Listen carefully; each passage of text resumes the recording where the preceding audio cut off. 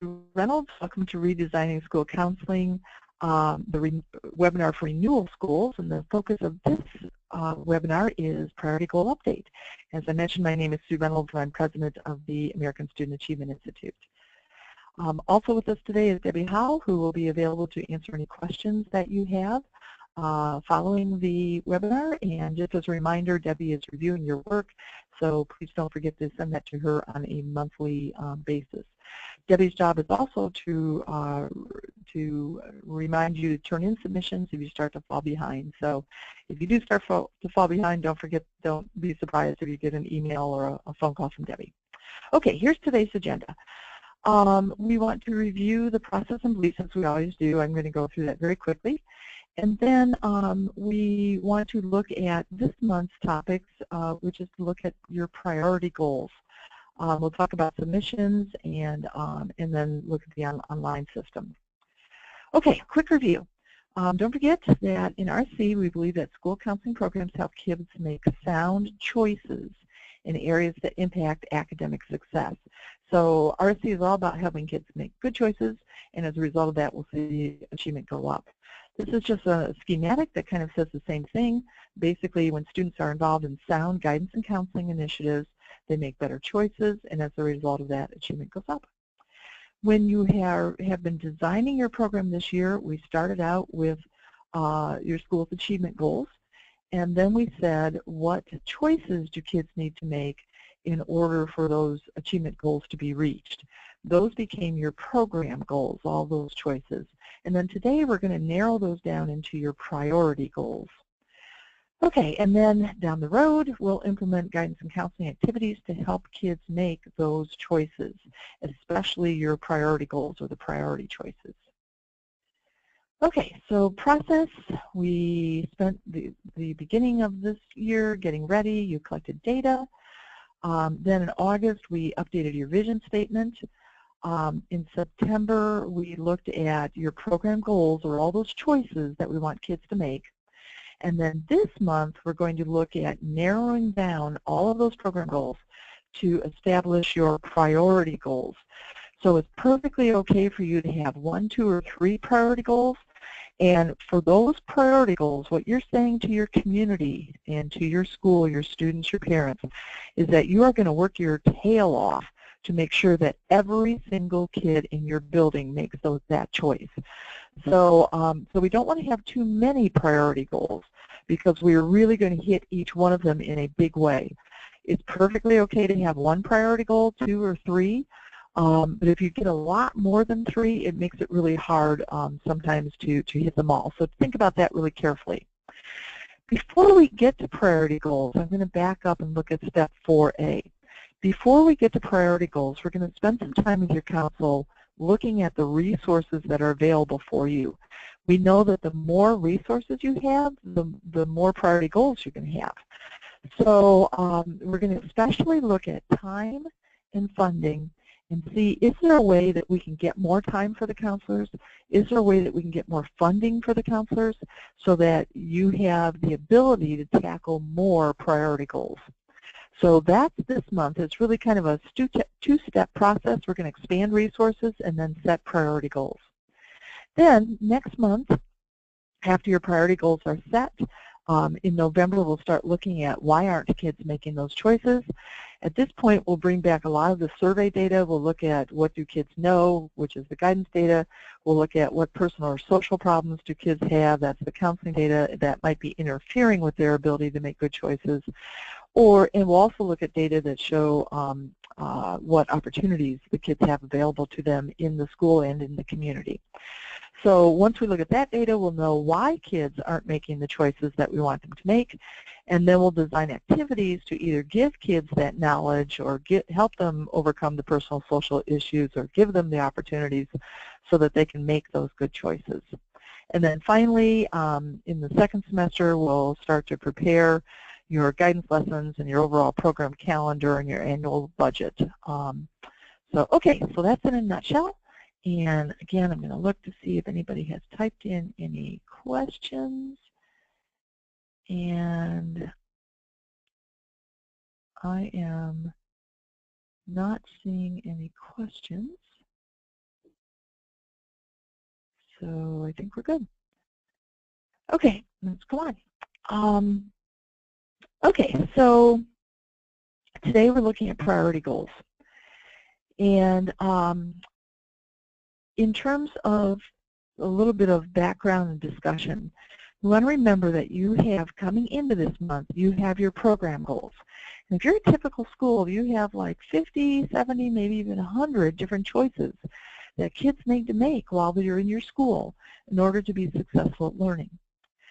So rather than try to tackle 100 different goals or 75 different goals, what we're going to do this month is narrow down a subset of those program goals that we'll call priority goals.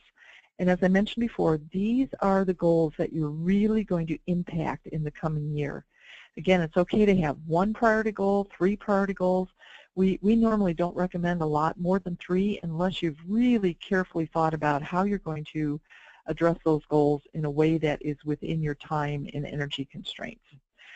So, okay, so those are priority goals. And in addition to implementing the extra activities, we're also going to monitor data for those goals.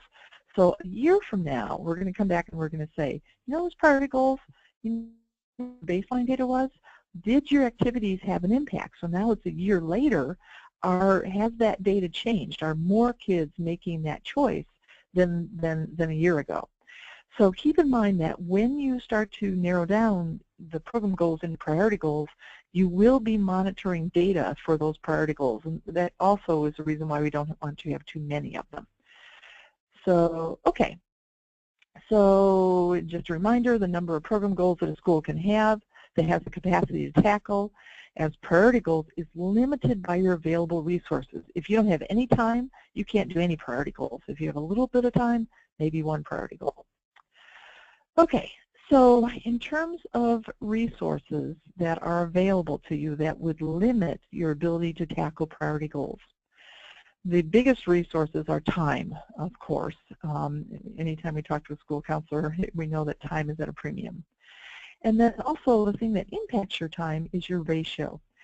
So time use and students per counselor are the things that really impact your ability to deliver those priority goals.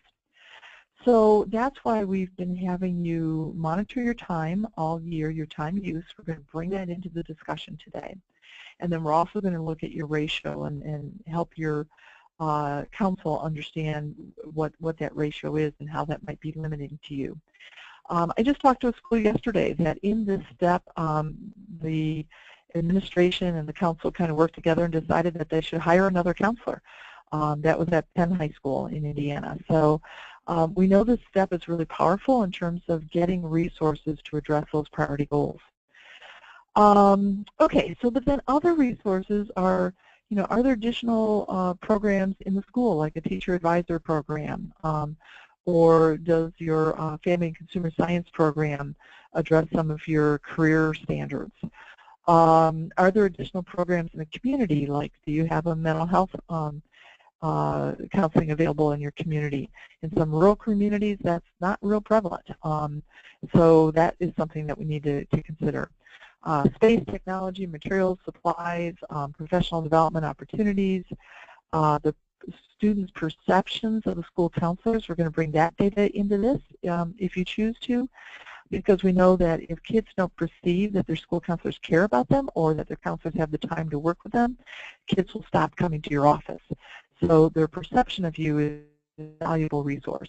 And then, of course, number 11 is funding, excluding personnel, although we do know that this step does impact personnel.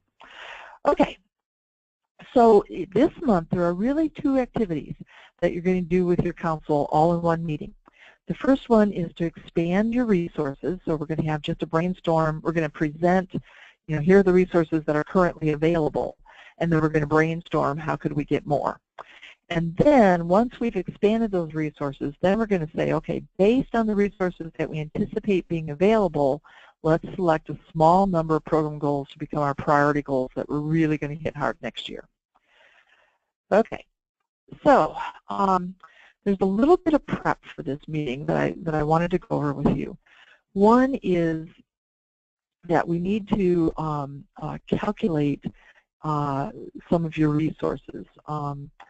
We want to really look at the ratio of students to counselor based on accurate FTE or full-time equivalency, and not what's on paper, realistic FTEs. And then we also want to calculate the per pupil expenditures. So that's just a little bit of prep that we need to do for the meeting, and let me go ahead and show you the tool that we have. In the manual, it's document T 3.3, so it's in the tools section, and it's 3.3. Okay, here's what that document looks like. Okay, so the first thing we're going to do is to calculate the ratio. And here's how you would do this. So, and what we're trying to do on this page is to explain to your counsel what the ratio is in reality and not what the ratio is on paper. So the first thing you would do is you're going to type in your counselor's last names, whatever they are. And then you're going to say, okay, on paper, what's their FTE? So I'm a full-time counselor, and let's say Debbie's a full-time counselor. So we have 2 full-time counselors. But now we've been doing this time task log all year, and we've added up the percentages, and we've, all those literally thousands of little time use boxes. And we now can say, okay, the percentage of time performing program tasks is this. So in other words, the program tasks are counseling, guidance, advocacy, and management. So I added up all my thousands of time use task little boxes, little 20-minute segments, and I discovered that for me, I'm spending 25% of my time doing non-program activities. So not involved in counseling, guidance, advocacy, or management. So my percentage of time is 75%. So when I adjust my FTE then, I'm really not a full-time counselor. I'm a 0.75, oops, let me get that in the right box. I'm a 0.75 counselor because I'm spending 25% of my time doing things that have nothing to do with guidance or counseling or advocacy or management. Let's say Debbie looks up hers, and she is a, if Debbie were a school counselor, a licensed school counselor, let's say she's looking this up and she's only spending 50% of her time with kids and parents doing counseling, guidance, advocacy, and management. So she is not a full-time FTE, she is a 0.50. So then, after I've done that for each of my counselors, I add that up, and I find that I don't have 2 full-time counselors. I have a 1.25 counselors, 1.25 counselors. So then you would write the total number of students that are in the school, so whatever that is, and then you would do the math. So you're just going to take the total number of students, divide it by your actual FTE, and that will tell you what your actual student to counselor ratio is after you have adjusted your FTEs to take out the time that has nothing to do with school counseling.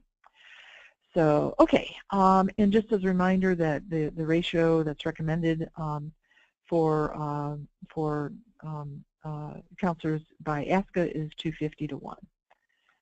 So, okay, then in the budget, we're going to take our annual budget. We're not going to include salaries and benefits. We just want the budget that is in addition to salaries and benefits. And we know that in some schools, you may have a budget that's given to you just like the math department has a budget or social studies has a budget, and it may be $500 a year or whatever.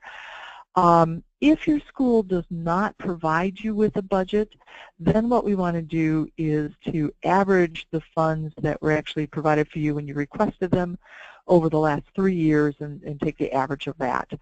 So either what is your budget or what has been historically over the last 3 years, what's the average amount that has been spent on your initiatives. So you'd write in the annual budget, and then you're going to write in the total number of students in the school. Oops, scroll back down. And then you would divide the number of students by the budget, and that would give you the per pupil expenditure. We're not surprised in some schools that per pupil expenditure is 0. We find that often, so don't worry if that's the case. We just need your council to understand that there is no funding to support your work. And it might be, when I first did this for me, it was 53 cents per student. So in the council was my council was kind of blown away that, what, you only have 53 cents per kid to deliver, a guidance and counseling program? Don't you need resources? And then later we hope that if that funding is not available through the school, that, business and industry that's on your council or your community foundation or local business would step up and say, okay, you tell me what funding you need and we'll provide it. So, okay, so that's that. I'm going to go back to the PowerPoint. So that's the prep that you need to do for this meeting. Okay, and then the next thing is let's walk through the meeting. So I'm going to go to, let me just get back out of this again. And so I'm in the website. I'm going to go to the process page. And then I'm going to scroll down to October. So here's the section October. And I'm going to look for the Conduct Advisory Council Meeting 3. I'm going to click here. This will take me, actually I was at the manual when we started, but it'll take me back to the manual. Just wanted to show you how to get there. And then I'm going to scroll down to Meeting 3 and open up the presentation. So that'll come down and open. And we'll open it up. And here it comes. Okay. So, so here's the presentation, and let me make this a little larger so everybody can see it. Okay. So everybody, your council's at your meeting, and you're explaining to folks that the agenda for today, and that you're going to develop a resource expansion plan, and that you're going to identify priority goals. So you'll fly through the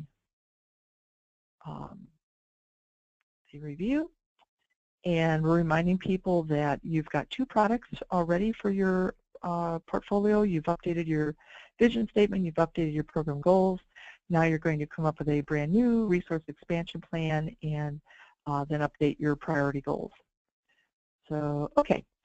So, priority goals, we're reminding people that priority goals are a subset of the program goals, and that you're going to monitor data for your priority goals.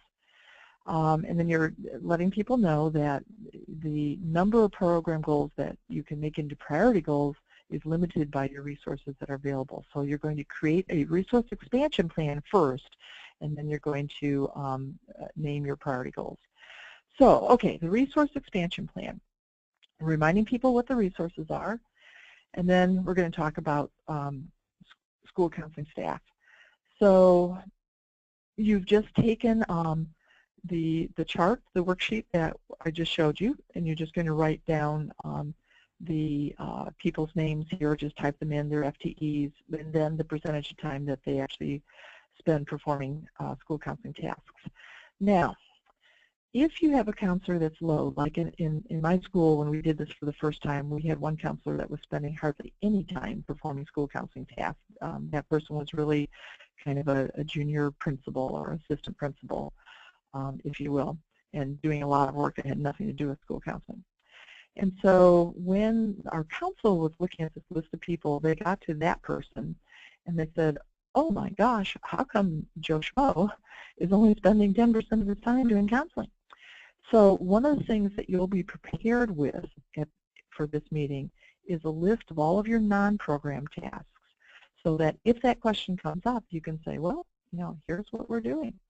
And that becomes then part of the discussion because, like in my school when we did that, people started stepping up and saying, well, I could coordinate, a teacher stepped up and said, I could coordinate graduation. That doesn't have to be a counselor.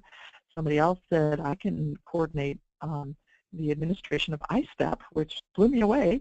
It was actually our athletic director that was a great guy and wanted the counselors to spend more time with kids and parents. So he volunteered to coordinate all the ISTEP testing. So when you get to this point, people understand the potential of your program and they want to take away all those non-program tasks. So we'll be ready on this slide when that question comes up, or if it doesn't come up, you can say, you might be interested in what we're doing when we're not spending our time doing school counseling, and here's a list of those activities.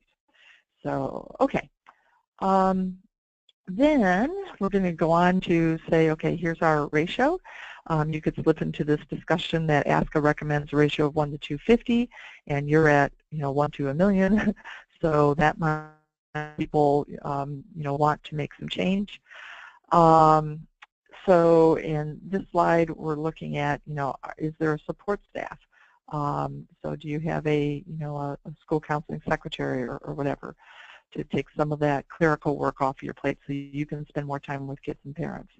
So yes or no, and then of course you'd want to change that based on what the answer is for your school. Non-program tasks, you'll have that sheet to pass out, but you can also list some of the main ones here, so it could come into the discussion that way. And then time. So what we're going to do on this step, this is really powerful. You may remember this from the last time you did this, is there is a set of Instagraphs. There's 5 of them. And what we're asking people to do is to think about how would you like counselors to spend their time. And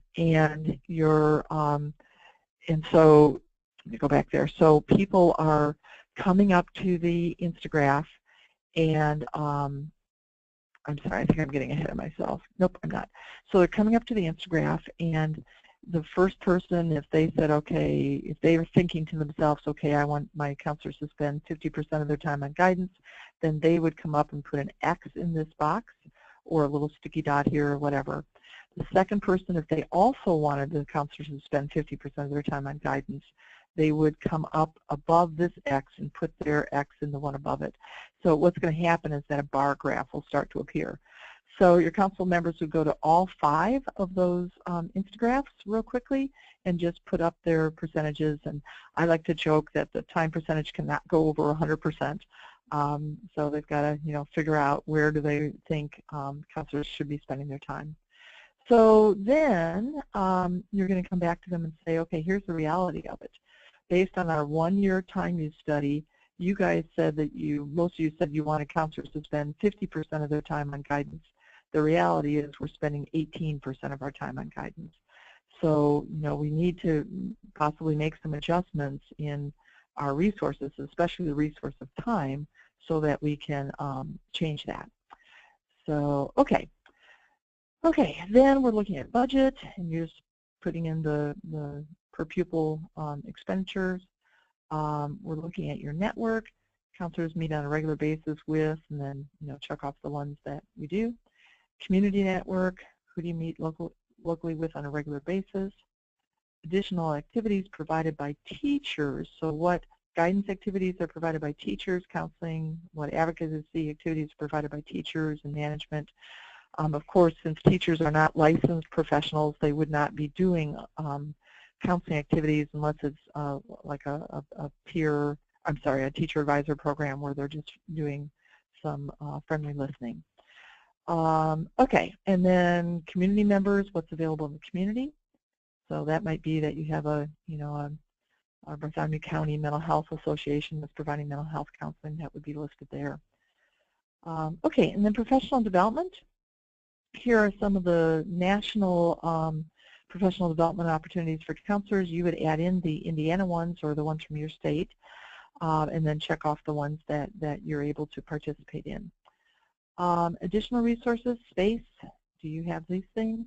Technology, do you have those? Materials, you would write in materials that you have and then check them off. supplies, and then perception of the counselors. So at this point, you would pass out the report from the survey on the perception that kids have of their counselors. Remember, those are questions like, my counselor cares about me, my counselor has high expectations of me. And again, if this report you feel is too sensitive, you can just leave that slide out. But I really encourage you to share that. And again, I want to remind you that, in my opinion, one of the strongest school counseling programs in the state that we worked with a few years ago, when they got to their perception study, the students said, my counselor doesn't care about me. And the counselors were heartbroken. They had such a wonderful program, and they thought, you know, how could the kids say that? And the first thing those counselors did is some soul searching to think, you know, do we care about the kids? Well, yeah, we do. So then they started thinking, well, how could we be giving kids the perception that we don't care about them? And what they came up with is that they were so busy implementing all their programs, and they talked a lot about how busy they were, and they gave the perception when kids came in that they were always too busy for them. So their whole initiative next year to redesign their program was to one, be careful about the perceptions, unintended perceptions that they were giving kids that weren't accurate. And specifically, they wanted to always appear very welcoming to kids, and to not be talking all the time about how busy they were and how overburdened they were, because they felt that talk was just making kids and parents and teachers not want to come see them because they didn't want to bother these people that didn't have time for them. So, you know, just something to think about, that if you do have some responses from students that you don't agree with what you think, then the first step is to do some soul searching, and the second step is to think, how could we be giving kids that perception? And then possibly put in some initiatives as you redesign your programs to change that perception. So, okay, just wanted to mention that, and that would be also just a wonderful discussion to have with your counselor, you know, to just get it out there on the table and say, you know, our counselors have talked about this. We really do care about kids. Kids are saying that we don't.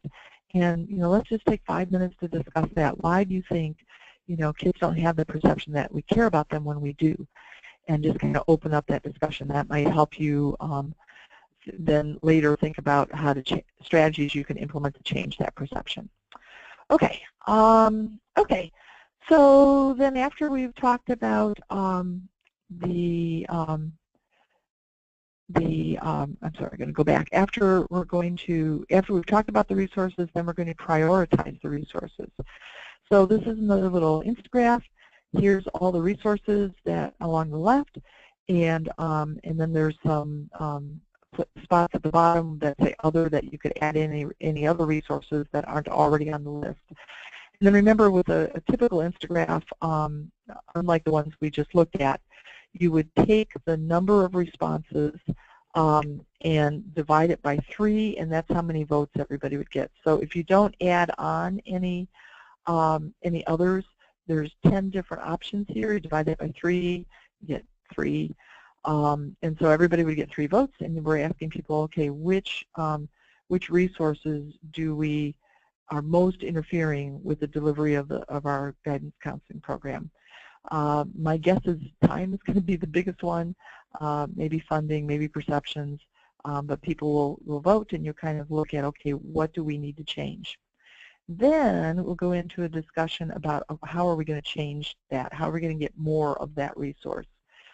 So in this, you are going to start out by writing, you will have already written in your current time use based on your time use log. And then you're going to write in what the council came up with for the desired time use. We just want to kind of have that in the forefront. And then you're going to list the resource. Will we change this next year? You know, check. And then what's the action plan? How are we going to do that? And then in this last column, we're looking at if you were successful in changing this resource, what would it look like? What's the target that you're after? So that might be, if it's a funding resource, it might be we'd have, you know, a budget of $1,000. If it's a time resource, it would be that you were able to change the percentage of time that counselors spent in guidance from 10% to 50%, or, you know, whatever you're trying to do. And then the action plan is, you know, how are you going to do that? So we're going to, you know, the English department is going to coordinate graduation. The athletic director is going to take over ISTEP. You know, whatever that action plan is going to be there. So, okay. So now we've expanded our resources, and now we want to look at our priority goals. So the givens are that you've identified many choices that students must make in order to be successful in school, and our students are making some choices at a greater rate than others, and we have limited resources. So then we're saying, okay, given those three things, there's a lot of choices kids have to make. Some choices kids make really well, other choices kids aren't making as well, and we have limited time and energy and funding. Which 1 to 3 student choices should we design our program next year to really tackle? Okay, so what we're going to do is review the student choice goals report. That's from your last meeting. So I'll show you when we get online, I'll show you how to open that up. But when you open that up, you're going to ask people then to look at that list of student choices and select 1 to 3 that they think are really important for kids to make and for your school counseling program to work on. So as they look at that, remember the data from the survey is in that report. So as they look at that, they might say, well, we think it's really, really important for kids to complete a FAFSA to make that choice, but the kids are already doing that, so that's not going to be a priority for us. The data show that kids are already doing it. We also think it's really important to have a 4-year high school course plan, or, you know, in an elementary school for 5th graders to be talking to their parents about post-secondary. We think that's really important, and right now only 20% of the kids have that. And so, you know, that's something that we think should be a priority. So what's going to impact the priority goals is not only how important the choice is, but also the level of students that are currently making that choice. Okay, so so the first question then is, how many priority choices should we tackle? And you know, if there's not a lot of time and energy available, it may be 1, you know, maybe 2, whatever. But you wanted to kind of get a sense of, okay, how big are we going to go with this? Let's just look for 1. Let's look for 2. And then which choices should be our priority? Okay, so I think I'm going to go back to the system. I realize we're kind of running short on time. I'm going to try to speed my way through this. So if I go back to the process page, well, let's stay here on the manual page for a minute. Here's a link to your program goals. So when you click on that in the manual, this is something, it's a handout for your council. When you click on that, this is what it's going to look like. So here's demo school. Here's the student choice. Here's the grade levels that you said that you wanted to have that goal before, and then the student group within that grade level. So is it for all students, or is it just for a subgroup of students within that grade level or grade levels? And then if you chose that goal from the list of goals that we provided for you as suggested goals, we have survey data for that. So in other words, you know, you might say plan to continue their education after high school for boys. You know, we're at 72%. Yeah, that's, you know, that's maybe okay. Maybe we want to improve that. But we've got that, you know, some other areas that, you know, I have different percentages that maybe are more important to look at. Anyway, this is what the report looks like. So I wanted you to be able to kind of eyeball that. Okay, so they're looking at this, and then we're just having just a general discussion about, what do we need to work on, and that's just kind of a informal, general discussion, and then you're narrowing it down to 1, 2, or 3. Theoretically, you could make an Instagraph, put all of your goals on it, and make that into an Instagraph. We have found though that that's kind of not necessary at this step, since we're only looking at 1, 2, or 3 goals. That it just needs to be more of a discussion. So okay. So after you know what the goals are, then the priority goals are. So we have 1, 2, or 3 priority goals. The last step is to establish the data targets. So we're looking at the priority goals, and again, I gave you some examples here, but you'd want to type in your own. And you're putting in the current data, and what we want to come up with is the target data. So student group, here's some elementary examples. Student groups have kindergartners have fewer than 10 absences per year. Our current data is at 87. Then we're asking the council, what do we want that target data to be? Then here's middle school, just some examples. Take a career interest inventory for 7th graders. One thing to note is it is possible to go from a low percentage to a very high percentage based on how you're viewing the implementation of your activities. So if you're not doing anything with kids on career interest inventory, and just some kids have done it because they've discovered it on their own, and you're going to make this part of your guidance curriculum, and it's going to be implemented through a 7th grade advisor-advisee program, then you're hitting 100% of the kids. So, okay. And then here's some high school examples.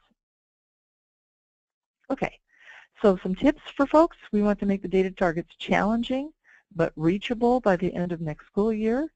And we're reminding them that it's not just the school counselors that are going to implement activities. It's everyone, teacher advisors, parents, school counselors. When we get to the next step, we'll look at what can everybody do.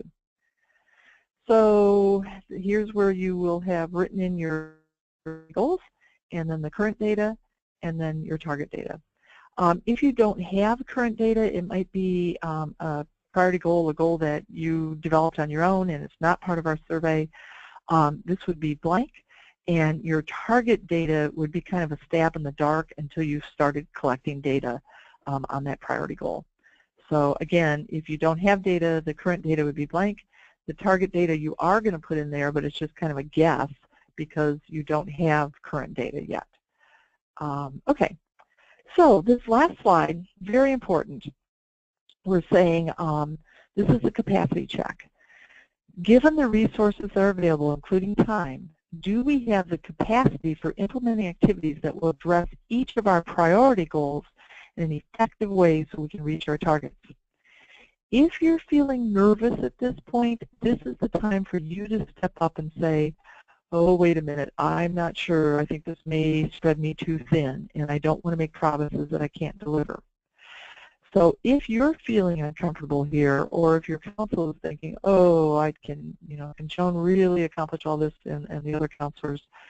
If the answer is no, then we need to go back and find additional resources. So this may be a time to say, maybe we should hire another counselor. Or maybe we want to bring in volunteers to do the clerical work so that counselors can be face-to-face with kids and parents. Or if you can't get additional resources, then we need to get rid of one or more of the priority goals. So, because we don't want to make promises that we can't reach. The priority goals, you are promising everyone, including yourself, that you're going to do what it takes to help kids make those choices, every single kid in the building. So we want to make sure that we're not going beyond our capacity here and making empty promises. Okay, then we're telling folks, we're just looking ahead, we're saying, okay, at our next meeting, we're going to try to figure out why kids aren't making those choices. And then the meeting after that, we're going to, once we know why kids aren't making choices, then we're going to put in some activities to help address those whys so that kids will start making the choices. And that's it. Okay, let me go back. I'm going to wrap up in about 3 minutes. We've got, let me go back to this PowerPoint. Okay. So submissions. One submission is a resource expansion action plan. 2 rubric items, includes activities designed to gain resources for the school counseling program, and the target data or the target situation, what it's going to look like if you're successful, has been included. And then on your priority goals, 1 rubric item, just that you have 1 or more priority goals. And again, we would encourage you not to have a million of them. Think carefully about your time constraints, because remember, you're committing, you're promising to enable students to make that choice that's in your priority goals. So we want to make sure that you're not overextending that promise. And then finally, in the advisory council minutes with the same rubric items that you've been seeing. Okay, I'm going to go back to the online system very quickly.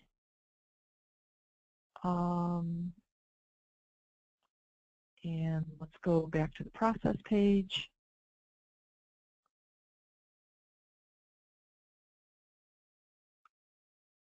And going down to October. Okay, so the webinar that we're recording right now will be here. Upload the counselor time use logs. Okay, so for the counselor time use logs, we need to have a 1 semester time use log and a 2nd semester time use log for every counselor in your building. So if you have 4 counselors, there will be 8 logs, 4 from 1st semester, 4 from 2nd semester. And when I say logs, I mean the 1 week logs. So the uploader in our system can only upload 1 document. If you go to upload a 2nd document, it will take out the first one and put the 2nd one in there. So what you need to do is take those 8 pieces of paper, make them into 1 PDF, scan them into 1 PDF, and then upload that 1 PDF. So just wanted to make sure everybody was clear on that. And then the next one is edit the counselor time use percentages and the student opportunities. So let me show you that.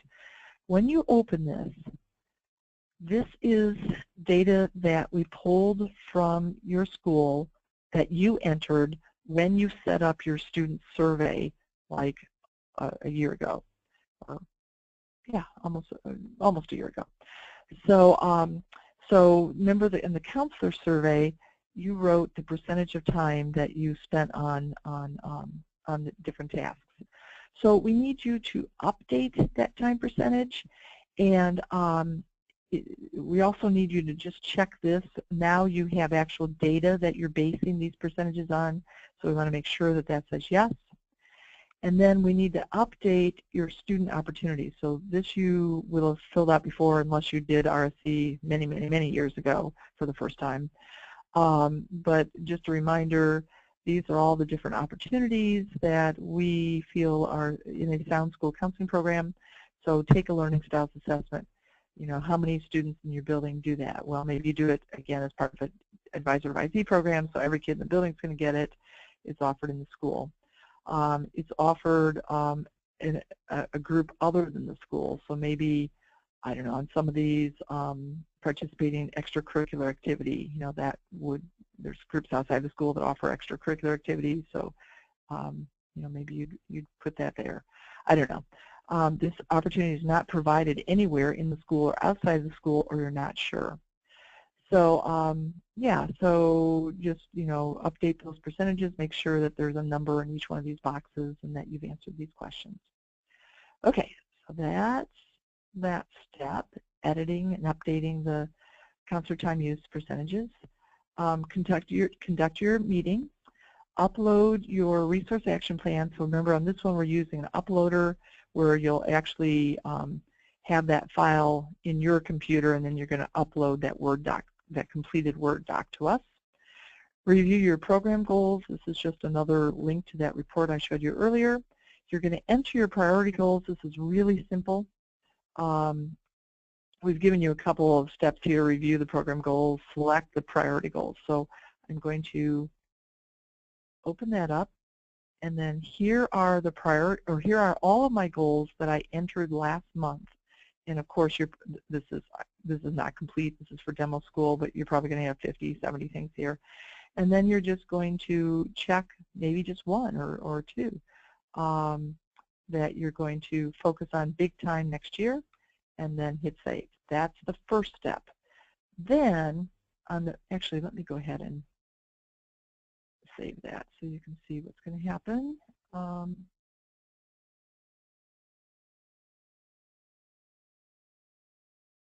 Okay, then after you've done that, then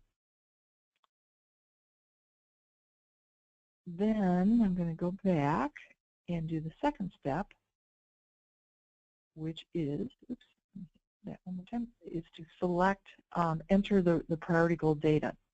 So on that, this I think is actually pretty cool. I think our tech people did a wonderful job on this. So, so have 10 or more absences a semester for male students. Okay, our system could not provide you with survey data for that. So we're telling you no data is available, and we're going to check that. And then we're going to type in what are you going to count. So what we're going to count is the percentage of students who have 10 or more absences based on the attendance officers' reports. And our actual data then, we'll go in and say, okay, this was at 27%, and we want to, because this is 10, because the school has written this in, we usually do it the other way, but school has written this in as 10 or more absences, I'd want to decrease this, so maybe I want, my target is 10%. And then I'm putting this data in on October 4th, 2016, and I want to check it again on October 4th, 2017. Okay. Also notice that if I want to add an additional way that I'm going to do this, I can add a target, or I can add an actual if you've got more than 1 year's worth of data to look at, or if you want to project this out to 2018, 19, etc. Then on the second one, have an up-to-date written four-year course plan. I've got survey data. So this data is in here. Right now in the school, there's 32% of the kids. Demo school hasn't surveyed for a while. But you know, I'd want to say, okay, I'm going to make this as part of my advisor-advisee program, and I'm going to put the target in as 100%, and we want to look at this for next spring. By March 2017, 100% of the kids will have a four-year course plan. If you don't want to use survey data, you can tell the system, I don't want to use survey data, I want to use other data, and you're going to get a little message here about what that means. And then I'm going to, I'm going to hit that save, and that gave me other data. And then I'm going to say, you know, what am I going to count? I'm actually going to count how many file folders I have in my desk from kids that, you know, have a four-year course plan, and I've got a copy of it in my desk. So yeah, so there's, you know, there's different ways that you can evaluate each of these priority goals. So okay, just make sure that you've got that data in there, because 1 year from now we'll be talking with you, actually next summer or next spring, we'll be talking with you about follow-up data. And we'll want your council to look at these priority goals to see how they're going, if the activities are having an impact. Okay. Okay, so you've saved that, and I think let's go back. Enter priority goals, enter your minutes, review the rubric, and then don't forget when you're finished with this step to send an email to Debbie letting her know that you're ready for her to review your work. So, okay, that's it. Let me see if we have any questions. And again, I apologize that we weren't able to have people voice their questions, but I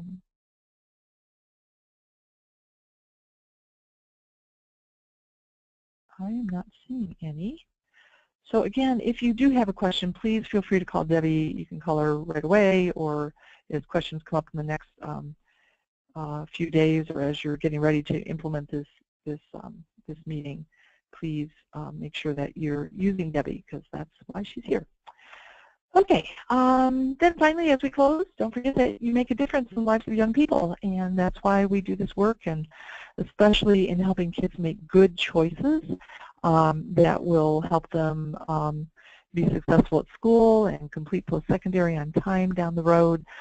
You're the ones that are charged with helping kids do that, and you do it. You're also helping kids overcome personal social issues that are interfering with learning at school, and you really, in our view, you are a hero. So very good. Again, call Debbie if you have questions. Don't forget to submit your work, and we will talk with everyone next month. Thanks, everyone. Bye.